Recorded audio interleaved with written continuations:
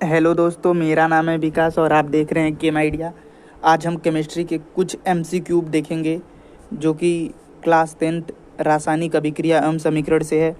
इससे पहले भी मैंने जो है कि एसिड बेस एवं salt and metal and non metal यानी अम्ल क्षार और लवण, धातु और अधातु से दोनों से जो है मैंने लगभग 100 एमसीक्यू यानी 100 एमसीक्यू एसिड बेस और साल्ट से और 100 एमसीक्यू लगभग मेटल और नॉन मेटल धातु और अधातु से मैंने अपने चैनल पे डाला हुआ है। अगर आप उस वीडियो को नहीं देखे हैं तो उन सभी वीडियो को देखें। और ये मेरा केमिस्ट्री का जो है रासायनिक अभिक्रिया एवं समीकरण का पहला लेक्चर है और इस वीडियो में हम केमिस्ट्री के एमसीक्यू देखेंगे रासायनिक अभिक्रिया और समीकरण से। ठीक है, तो चलिए वीडियो की शुरुआत करते हैं। तो पहला क्वेश्चन है हमारा कि रासायनिक अभिक्रिया हुई है निम्न के कारण पता चलता है। जैसे कोई रासायनिक अभिक्रिया हो रही है कि नहीं हो रही है, ये कैसे पता चलेगा? तो आपको ऑप्शन दिया हुआ है। पहला कि अवस्था में परिवर्तन होने से पता चलता है, दूसरा है रंग में परिवर्तन से पता चलता है, तीसरा है गैस का निष्कासन अथवा उत्सर्जन से पता चलता है और चौथा है तापमान में परिवर्तन के कारण। तो आपको सही ऑप्शन टिक करना है। और पांचवा है उपयुक्त सभी। तो मेरे भाई, कोई भी रासायनिक अभिक्रिया हो रही है तो उसकी अवस्था में परिवर्तन हो सकता है। जैसे कोई मटेरियल है, अगर वो सॉलिड में है तो हो सकता, वो लिक्विड में है तो हो सकता है कि वो सॉलिड में चेंज हो जाए। ठीक है, या फिर लिक्विड में है तो सॉलिड में चेंज हो जाए, या फिर सॉलिड में है तो वो हो सकता है कि लिक्विड में चेंज हो जाए, या फिर गैस में भी हो सकता है चेंज हो जाए। ठीक है, कोई भी मैटर है तो वो गैस में भी चेंज हो सकता है, या फिर गैस से सॉलिड में चेंज हो सकता है। ऐसे ऐसे कुछ भी हो सकता है, या फिर हो सकता है कि लिक्विड से सीधे गैस में चेंज हो जाए। यानी अवस्था में परिवर्तन आ रहा है, यानी ठोस से द्रव में, द्रव से गैस में या गैस से द्रव में किसी में भी परिवर्तन होगा तो हम कहेंगे कि वहाँ पर रासायनिक अभिक्रिया हुई है। और रंग में परिवर्तन से क्या मतलब है? जैसे कोई रासायनिक अभिक्रिया हुई है कि नहीं हुई है, इसके कारण हम रंग से भी पता लगाया जा सकता है। ठीक है, और कई ऐसी रासायनिक अभिक्रिया होती हैं जिनसे क्या होता है कि गैस का उत्सर्जन या फिर मतलब निकलना, उससे क्या होती है, गैस क्या होती है, निकलती है। ठीक है, उसके बाद तापमान में परिवर्तन हो सकता है कि उसके टेम्परेचर में क्या हो, या तो वो कुछ तापमान को अवशोषित करे या फिर कुछ तापमान को क्या करे, उत्सर्जित करे। तो इसका जो सही ऑप्शन होगा वो ऑप्शन नंबर ई हो जाएगा, यानी उपयुक्त सभी। एक रासायनिक अभिक्रिया हुई है, इसका पता हम लगा सकते हैं किन किन कारणों से? पहला तो अवस्था में परिवर्तन, दूसरा रंग में परिवर्तन, तीसरा गैस का निष्कासन, चौथा तापमान में परिवर्तन। इन सभी, अगर ये चारों क्रियाकलाप में से कोई भी एक क्रियाकलाप हुई है, इन चारों क्रियाकलाप में से कोई भी एक क्रियाकलाप हुई है, तब हम कहेंगे कि यहाँ पर रासायनिक अभिक्रिया क्या हुई है, यानी अभिक्रिया हुई है। ठीक है दोस्तों, तो इसका सही ऑप्शन उपयुक्त सभी हो जाएगा। चलिए अगले क्वेश्चन पे चलते हैं। अगला क्वेश्चन है हमारा कि जब ऑक्सीजन की उपस्थिति में मैग्नीज रिबन का दहन किया जाता है, जब ऑक्सीजन की उपस्थिति में मैग्नीज रिबन का दहन होता है तब यह परिवर्तित हो जाता है। आपको बताना है ये किस में परिवर्तित हो जाता है। क्या ये मैग्नीशियम ऑक्साइड में परिवर्तित हो जाता है, या MgO में परिवर्तित हो जाता है, या उपयुक्त दोनों में, या फिर NOTA यानी नोटा, इनमें से कोई नहीं। ये ऑप्शन है नन ऑफ द एबव, तो इनमें से कोई नहीं। तो आपको बताना है इसका सही ऑप्शन क्या हो जाएगा। तो जब भी हम मैग्नीज को, Mg को, ठीक है, मैग्नीज रिबन को ऑक्सीजन की उपस्थिति में क्या करते हैं, दहन करते हैं, तो हमेशा ये किस में चेंज हो जाता है भाई, MgO में चेंज हो जाता है, मैग्नीशियम ऑक्साइड में चेंज हो जाता है। ठीक है, मैग्नीशियम ऑक्साइड में चेंज हो जाता है। तो इसका जो सही ऑप्शन है वो ऑप्शन कौन सा हो जाएगा, सी हो जाएगा। कौन सा ऑप्शन? सी ऑप्शन, यानी हमको उपयुक्त दोनों मिल जाएगा। ठीक है दोस्तों, चलिए अगले क्वेश्चन पे चलते हैं। अगला क्वेश्चन है कि नीचे लिखे अभिक्रिया में अभिकारक की पहचान करें। आपको ये नीचे ये एक अभिक्रिया लिखी हुई है, इस अभिक्रिया में ये जो मैंने गोले में मार्क किया है, ये एक अभिक्रिया लिखी हुई है। इस अभिक्रिया में आपको उत्पाद बताना है कि उत्पाद क्या होगा, अभिकारक। आपको क्या बताना है, अभिकारक। तो आपको अभिकारक की पहचान करनी है। तो मेरे दोस्त, जो तीर है, ये जो ऐसे तीर है, इस तीर के पीछे की साइड, पूंछ की तरफ, इसको बोलते हैं टेल, ये है पूंछ, ये पीछे वाला हिस्सा। अगर पूंछ की तरफ है तो इस पूंछ की तरफ को हम बोलते हैं, ये जो हिस्सा है ये वाला जिसको मैंने रेड रंग से डॉट किया हुआ है, इस हिस्से के पीछे की तरफ सारा जो होता है उसको हम बोलते हैं अभिकारक। क्या बोलते हैं? अभिकारक। ठीक है दोस्तों, क्या बोलते हैं? अभिकारक। और तीर के साइड में जिधर तीर की दिशा है, मुंह है, उधर को बोलते हैं क्या? उत्पाद। क्या बोलते हैं? उत्पाद। ठीक है दोस्तों, तो आपको अब आप पहचान सकते हैं कि अभिकारक कौन होगा। तो जो अभिकारक होगा मेरा क्या होगा? मैग्नीज और ऑक्सीजन। कौन कौन होंगे? मैग्नीज और ऑक्सीजन। तो Mg और ऑक्सीजन दोनों, तो ऑप्शन नंबर डी हो जाएगा। ठीक है, केवल इसमें Mg दिया हुआ है पहले में, दूसरे में केवल ऑक्सीजन दिया हुआ है, तो दोनों हो नहीं सकता। और जो मैग्नीशियम ऑक्साइड है वो तो मेरा क्या है? उत्पाद है। तो हमसे अभिकारक पूछा था, तो अभिकारक हो जाएंगे Mg और O2 दोनों। ठीक है दोस्तों, तो इसका सही ऑप्शन क्या हो जाएगा? डी हो जाएगा। चलिए अगले क्वेश्चन पे चलते हैं। अगला क्वेश्चन फिर वही है, हमसे वही रिएक्शन लिखा हुआ है, हमसे पूछ रहा है नीचे लिखे अभिक्रिया में, अब इस बार पूछा है उत्पाद की पहचान कीजिए। तो मेरे दोस्त, आप उत्पाद की इस अभिक्रिया में आप उत्पाद को पहचान सकते हैं एकदम ईजिली। अब इस ये जो मैग्नीशियम ऑक्साइड है MgO, इसका संकेतांक है, इसको हम क्या कहेंगे? ये है मेरा क्या? उत्पाद। और इसमें जो ऑक्सीजन है और Mg है, ये Mg प्लस ऑक्सीजन, ये जो है ये क्या है भाई? इसको बोलेंगे अभिकारक। यानी तीर के पीछे की साइड जो होंगे वह अभिकारक, और तीर के आगे जो होगा वो क्या होगा? उत्पाद होगा। आप ऐसे आसानी से क्या कर सकते हैं? इसको पहचान सकते हैं। ठीक है, तो मैं आपके सामने ऑप्शन रखता हूं, तो आप ऐसे ही पहचान जाएंगे कि मैग्नीशियम ऑक्साइड जो है वो क्या हो जाएगा? उत्पाद हो जाएगा। फिर भी मैं आपके सामने ऑप्शन रख रहा हूँ, तो आपके ऑप्शन कुछ इस प्रकार से हैं। मैग्नीज, ऑक्सीजन, तो मैंने अभी बताया कि Mg प्लस O2 मिल के बना रहे थे क्या? MgO। तो तीर के पीछे की साइड जो है वह अभिकारक है, यानी मैग्नीज और ऑक्सीजन जो है ये क्या है? अभिकारक है। ये दोनों क्या हो गए? ये दोनों हो गए अभिकारक। ठीक है, ये अभिकारक हो गए, और MgO जो है वो क्या है? उत्पाद। तो करेक्ट ऑप्शन क्या हो जाएगा? Magnesium oxide. तो सी ऑप्शन जो है उसका करेक्ट हो जाएगा। ठीक है दोस्तों, चलिए अगले क्वेश्चन पे चलते हैं। अगला क्वेश्चन है हमारा कि हमसे पूछा जा रहा है रासायनिक समीकरण को संतुलित करने का क्या महत्व है। आपको ये बताना है कि कोई भी रासायनिक अभिक्रिया को हम संतुलित क्यों करते हैं। तो पहला ऑप्शन है द्रव्यमान संरक्षण के नियम का पालन करे वो, दूसरा ऑप्शन है कि आवेश संरक्षण के नियम का पालन करे, तीसरा है कि ऊर्जा संरक्षण के नियम का पालन करे, चौथा है कि उपयुक्त सभी टिप्पणियां सही हैं, मतलब ऊपर के सभी विकल्प जो कहे गए हैं वो सत्य हैं। तो आपको पता है कि रासायनिक अभिक्रिया को हम क्यों संतुलित करते हैं भाई? क्योंकि वो द्रव्यमान संरक्षण के नियम का क्या करे? पालन करे। मतलब कहने का अर्थ ये है, जैसे ये रासायनिक अभिक्रिया हुई Mg प्लस O2 मिल के बना लिया MgO ना, मैग्नीशियम ऑक्साइड। ठीक है, तो अभिक्रिया होने से पहले और अभिक्रिया होने के बाद जितना द्रव्यमान रहेगा उतना ही द्रव्यमान रहना चाहिए, द्रव्यमान में कमी नहीं होना चाहिए। तो इसी को हम द्रव्यमान संरक्षण का नियम भी कहते हैं, यानी कि द्रव्यमान को न तो उत्पन्न किया जा सकता है और न ही नष्ट किया जा सकता है, इसका केवल एक अवस्था से दूसरी अवस्था में क्या होता है? परिवर्तन। ठीक है दोस्तों, ठीक उसी प्रकार से तो हमसे जो क्वेश्चन पूछा हुआ था इसका जो सही ऑप्शन हो जाएगा ए ऑप्शन हो जाएगा। ठीक है, कि रासायनिक अभिक्रिया को संतुलित करने का महत्व हमारा यही होता है कि वो द्रव्यमान संरक्षण के नियम का क्या करे? पालन करे। ठीक है दोस्तों, और जो आपके सामने आवेश संरक्षण का नियम है, तो आवेश संरक्षण का नियम ये कहता है कि आवेश को न तो उत्पन्न किया जा सकता है और न ही नष्ट किया जा सकता है। ठीक उसी प्रकार से ऊर्जा संरक्षण का नियम भी होता है, ऊर्जा को न तो नष्ट किया जा सकता है और न ही उत्पन्न किया जा सकता है, इसका केवल एक अवस्था से दूसरी अवस्था में क्या होता है? परिवर्तन होता रहता है। ठीक है दोस्तों, तो हमारे यहाँ पूछा था, हमसे इस क्वेश्चन में बस केवल इतना ही पूछा था कि रासायनिक समीकरण को संतुलित करने का क्या महत्व है। तो भाई कि वो द्रव्यमान संरक्षण के नियम का क्या करे? पालन करे। तो ऑप्शन नंबर जो है ए इसका क्या हो जाएगा? करेक्ट हो जाएगा। चलिए अगले क्वेश्चन पे चलते हैं। अगला क्वेश्चन है हमारा कि संयोजन अभिक्रिया का उदाहरण है। आपको दोस्तों बताना है इसमें कि संयोजन अभिक्रिया का कौन सा उदाहरण है। ठीक है, संयोजन अभिक्रिया क्या होती हैं? जब दो या दो से अधिक अभिकारक, जैसे दो या दो से अधिक अभिकारक, जैसे मान लीजिए मैं आपके सामने लिख रहा हूँ, जैसे Mg प्लस O2, यही है दो या दो से, ये अधिक अभिकारक दो हो सकते हैं या उससे अधिक अभिकारक। ठीक है, मिल करके एकल उत्पाद का निर्माण करते हैं, तो ऐसी अभिक्रिया को हम कहते हैं संयोजन अभिक्रिया।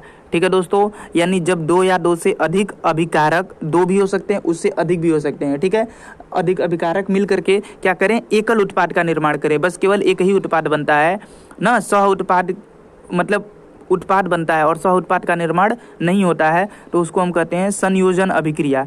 ठीक है दोस्तों, तो संयोजन अभिक्रिया का उदाहरण आपको बताना है कौन सा है। तो क्या कोयले का दहन संयोजन अभिक्रिया का उदाहरण है, या फिर कैल्शियम ऑक्साइड जल के साथ तीव्रता से क्रिया करके बुझे चूने का निर्माण करता है, ये आपको बताना है, या फिर हाइड्रोजन गैस और ऑक्सीजन गैस मिलकर जल का निर्माण करती हैं, या फिर उपयुक्त सभी। तो मेरे दोस्त, इसका जो सही ऑप्शन हो जाएगा आपका हो जाएगा ऑप्शन डी, उपयुक्त सभी। देखिए, कोयले का जब हम दहन करते हैं, कोयले का दहन मतलब है कार्बन है, ये ऑक्सीजन के साथ रिएक्ट करके बना लेगा क्या, CO2। तो देखिए, इसमें दो अभिकारक हैं, कार्बन और ऑक्सीजन, दोनों मिल करके क्या बना रहे हैं, कार्बन डाइऑक्साइड। तो एकल उत्पाद का निर्माण हो रहा है।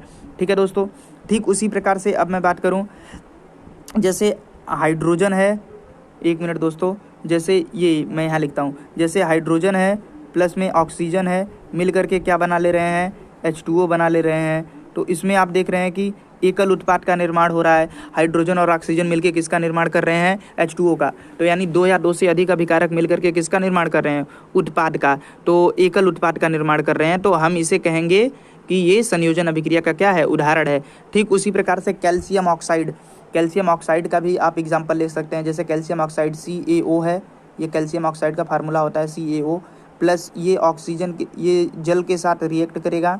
तो बोल रहा है कि जल के साथ अभिक्रिया करके तीव्रता से बुझे हुए चूने का निर्माण करता है, तो CaOH के ट्वाइस का निर्माण करता है। तो क्या ये संयोजन अभिक्रिया का उदाहरण है। तो आप समझ गए होंगे कि संयोजन अभिक्रिया क्या होती हैं। देख लीजिए, इसमें भी एकल उत्पाद बन रहा है, सह उत्पाद के रूप में कुछ नहीं बन रहा है। इसमें कैल्शियम ऑक्साइड और जल दोनों आपस में रिएक्ट करके जो है कैल्शियम हाइड्रोक्साइड एकल उत्पाद का निर्माण कर रही है, सह उत्पाद नहीं बन रहा है। तो ये क्या होगा, संयोजन अभिक्रिया। मैं फिर से संयोजन अभिक्रिया बता देता हूँ क्या होता है। जब दो या फिर दो से अधिक अभिकारक मिल करके एकल उत्पाद का निर्माण करें, उसमें सह उत्पाद कुछ भी ना बने, तो उस अभिक्रिया को हम कहते हैं संयोजन अभिक्रिया। तो इसका जो ऑप्शन सही है वो क्या हो जाएगा, डी ऑप्शन। चलिए दोस्तों, अगले क्वेश्चन पे चलते हैं। अगला क्वेश्चन है हमारा कि ऊष्माक्षेपी रासायनिक अभिक्रिया का उदाहरण है। आपको बताना है ऊष्माक्षेपी अभिक्रिया का उदाहरण, बस इतना सिंपल सा कि ऊष्माक्षेपी अभिक्रिया कौन सी होती है। पहला दिया हुआ है प्राकृतिक गैस का दहन। प्राकृतिक गैस क्या होता है मेरे दोस्त, तो प्राकृतिक गैस होता है CH4 मीथेन। मीथेन को बोलते हैं प्राकृतिक गैस, इसका दहन। ठीक है, क्या इसका जो दहन है, दहन ये जो है ऊष्माक्षेपी अभिक्रिया का उदाहरण है। तो ये है हाइड्रोकार्बन, जब इसका दहन करेंगे तो क्या बनेगा भाई, तो ये बनेगा कार्बन डाइऑक्साइड जल प्लस में ऊष्मा ऊर्जा, ऐसा मैं ऊष्मा लिख देता हूँ, ऊष्मा। ठीक है, याद रखिए, जब भी किसी हाइड्रोकार्बन जिसमें कार्बन और हाइड्रोजन होते हैं उसे हाइड्रोकार्बन कहते हैं। देखिए, इसमें कार्बन है और हाइड्रोजन है, एक कार्बन और 4 हाइड्रोजन, तो इसको हाइड्रोकार्बन कहेंगे। ठीक है, तो जब भी हाइड्रोकार्बन का दहन होता है हमेशा कार्बन डाइऑक्साइड और जल बनता है। ठीक है, तो इसमें से ये जब हम मीथेन का दहन करते हैं तो इसमें ऊष्मा भी उत्पन्न होती है। तो ये ऊष्माक्षेपी अभिक्रिया का क्या है, एक उदाहरण है। ठीक है, और आपको पता है जो हम सांस ले रहे हैं वो भी क्या है, एक ऊष्माक्षेपी अभिक्रिया का क्या है, उदाहरण है। ठीक है दोस्तों, और साग सब्जियां यानी वनस्पति द्रव्य का विघटन जो होता है जिससे कंपोस्ट बनाया जाता है, जैसे साग सब्जी, इन सभी के विघटन से खाद बनाया जाता है, कंपोस्ट बनाया जाता है। तो ये भी जो होता है, इसमें से भी क्या होती है, ऊष्मा रिलीज होती है। तो ये भी जो है ऊष्माक्षेपी अभिक्रिया का क्या है, उदाहरण है। यानी इसका जो सही ऑप्शन हो जाएगा डी हो जाएगा, उपयुक्त सभी। यानी प्राकृतिक गैस का दहन, श्वसन और साग सब्जी का विघटन होकर कंपोस्ट बनना, ये सभी के सभी जो हैं ऊष्माक्षेपी अभिक्रिया के क्या हैं, उदाहरण हैं। ठीक है दोस्तों, तो इसका डी ऑप्शन क्या हो जाएगा, करेक्ट हो जाएगा। ठीक है दोस्तों, चलिए अगले क्वेश्चन पे चलते हैं। प्यारे दोस्तों, अगला क्वेश्चन है हमारा कि जिन अभिक्रिया में उत्पाद के निर्माण के साथ साथ ऊष्मा भी उत्पन्न होती है, उस अभिक्रिया को क्या कहते हैं। जैसे कोई अभिक्रिया हो रही है, ठीक है, उसके साथ ही उसमें ऊष्मा भी उत्पन्न हुआ। जैसे अभी मैंने दिखाया था कि जैसे आपने मीथेन लिया, ठीक है, ये है मीथेन। ठीक है, इसको मार्स गैस भी बोलते हैं, इसको प्राकृतिक गैस भी बोलते हैं। ठीक है, तो जब इसका दहन किया गया, जब इसका क्या किया गया, दहन, जब मैंने इसका दहन किया तो हमने देखा कि कार्बन डाइऑक्साइड बना, जल बना और उसके साथ ही क्या निकली, कुछ हीट भी निकली, कुछ ऊष्मा भी निकली। तो प्यारे दोस्तों, जब कोई रासायनिक अभिक्रिया हो रही है और उसके साथ कुछ ऊष्मा भी निकल रही है, क्या निकल रही है, कुछ ऊष्मा भी निकल रही है और रासायनिक अभिक्रिया भी हो रही है, तो उस अभिक्रिया को क्या कहते हैं?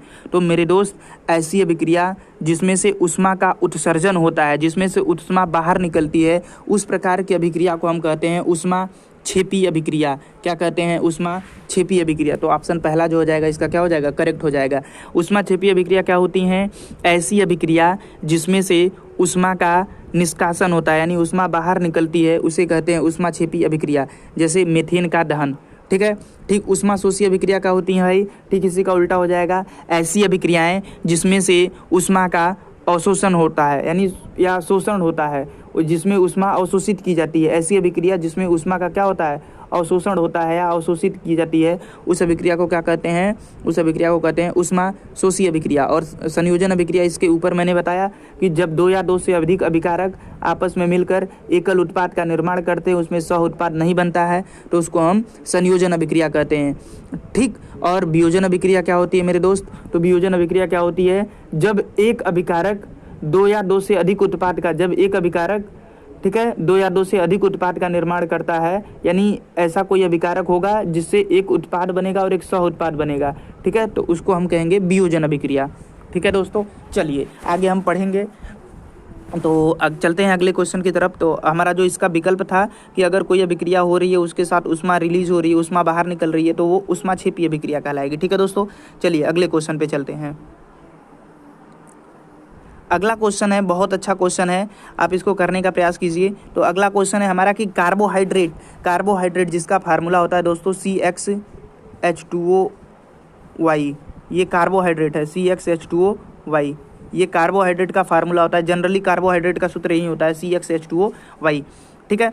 अगर कार्बोहाइड्रेट है, ठीक है, कोई कार्बोहाइड्रेट है, उसका अगर हम जल अपघटन करें, जैसे कार्बोहाइड्रेट ग्लूकोज हो गया, ठीक है, ग्लूकोज का फार्मूला आपको पता होगा, या ग्लूकोज क्या कार्बोहाइड्रेट में, माफ़ कीजिएगा, जैसे कोई भी कार्बोहाइड्रेट है, जैसे सुक्रोज हो गया, चीनी, ठीक है, तो कोई भी कार्बोहाइड्रेट है, ये ग्लूकोज, फ्रक्टोज, सुक्रोज सभी कार्बोहाइड्रेट के टाइप्स हैं। ठीक है। तो कोई भी कार्बोहाइड्रेट है, अगर वो टूट रहा है तो क्या बनेगा? कार्बोहाइड्रेट के टूटने पर हमेशा ग्लूकोज बनता है। क्या बनता है? कार्बोहाइड्रेट के टूटने पर हमेशा क्या बनता है दोस्त? ग्लूकोज बनता है। ग्लूकोज का फार्मूला क्या होता है?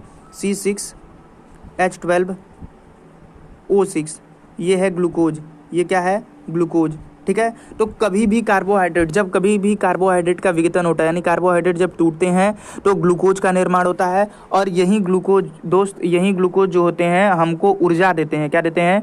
ऊर्जा।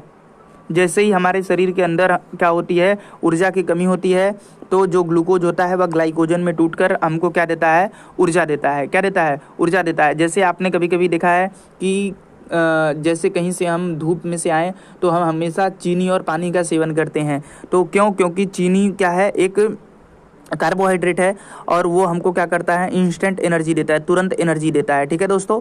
तो ग्लूकोज के रूप में टूटता है, और वो ग्लूकोज जो है ग्लाइकोजन में परिवर्तित होता है, और हमको बाद में जब एनर्जी की ज़रूरत होती है तो वो टूट कर हमको क्या देता है? एनर्जी देता है। तो हमसे जनरली यही पूछा था बस कि कार्बोहाइड्रेट टूटते हैं तो क्या प्राप्त होता है? तो कार्बोहाइड्रेट टूटेंगे तो हमेशा ग्लूकोज बनेगा, और कार्बोहाइड्रेट का फार्मूला क्या होता है? CxH2O।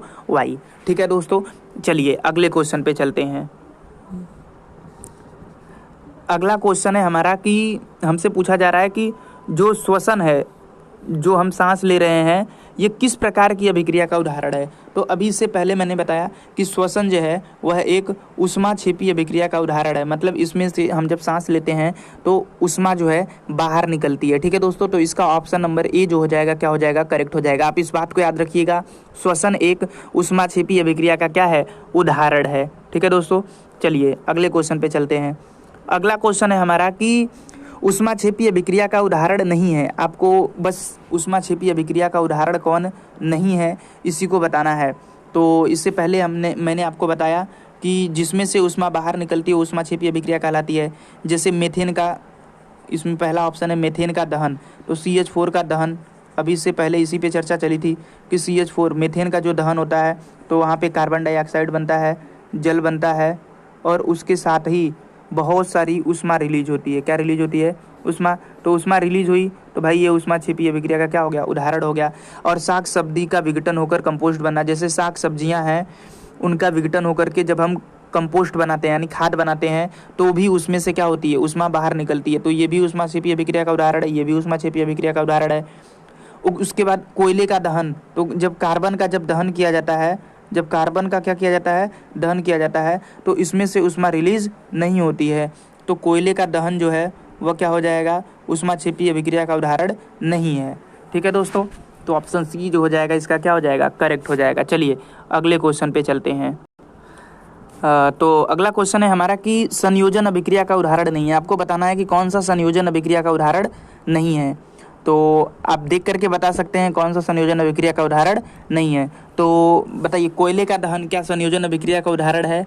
या फिर प्राकृतिक गैस का दहन? संयोजन अभिक्रिया का मतलब होता है, आपको पता है कि जब क्या हो, एक अभिकारक हो और वो, जैसे ये देखिए कोयले का दहन,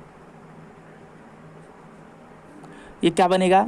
अभी बार बार लिख रहा हूँ, कार्बन डाइऑक्साइड, जल और ऊर्जा। तो ये ऊष्मा छिप, ये किस प्रकार की ऊर्जा का उदाहरण है? तो आपको पता है कि जो प्राकृतिक गैस का दहन है, प्राकृतिक गैस मीथेन है, प्राकृतिक गैस का दहन जो होता है वो हमारा ऊष्मा छिपी अभिक्रिया का उदाहरण है। तो ये ऊष्मा छिपी अभिक्रिया का उदाहरण है। ठीक है।